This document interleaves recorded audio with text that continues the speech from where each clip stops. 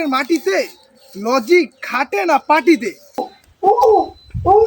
এই সেই কলস যেটা দিয়ে আজকে আমরা শরীয়তপুরে ফিরিয়েছি বানিয়ে তোদেরকে দেখাবো।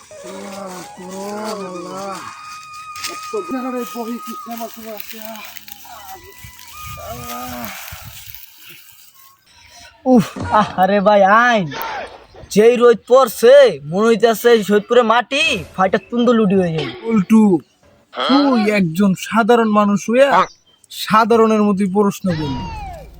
এই সমস্ত ব্যাপার বিজ্ঞান দা চিন্তা করতে হইব।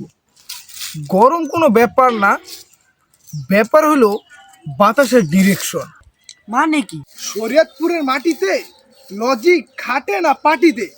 আজ আমি তোদের দেখাবো কিভাবে নদী আর মাটি দিয়ে ন্যাচারাল ফিরিয়েসি তৈরি করা যায়। চল তোরা আমার সাথে।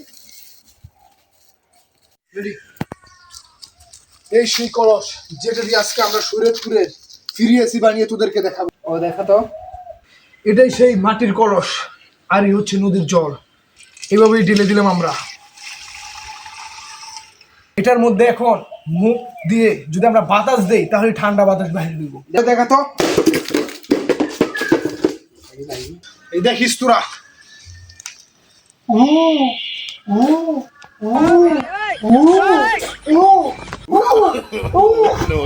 এই সর সর সর, আমি দেখি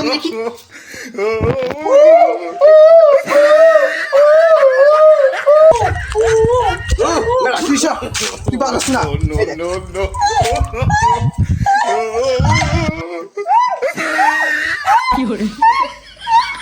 কি রে এলাকা স্কুল ওপেন কি পাগল পাগল হয়ে গেল নাকি রে? কি করতেছে?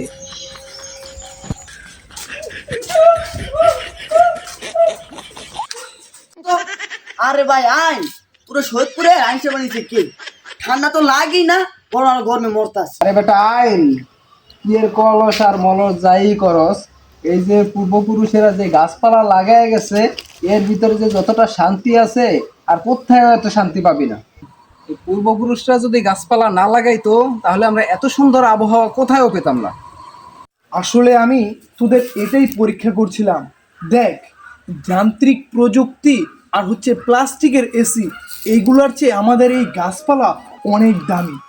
আমরা যদি প্রতিটা বাড়িতে অন্তত 5টা করে গাছ লাগাই তাহলে আমাদের এই যান্ত্রিক এসির কোনো প্রয়োজনই হবে না। এটাই হলো আমাদের শরীয়তপুরের টেকনোলজি।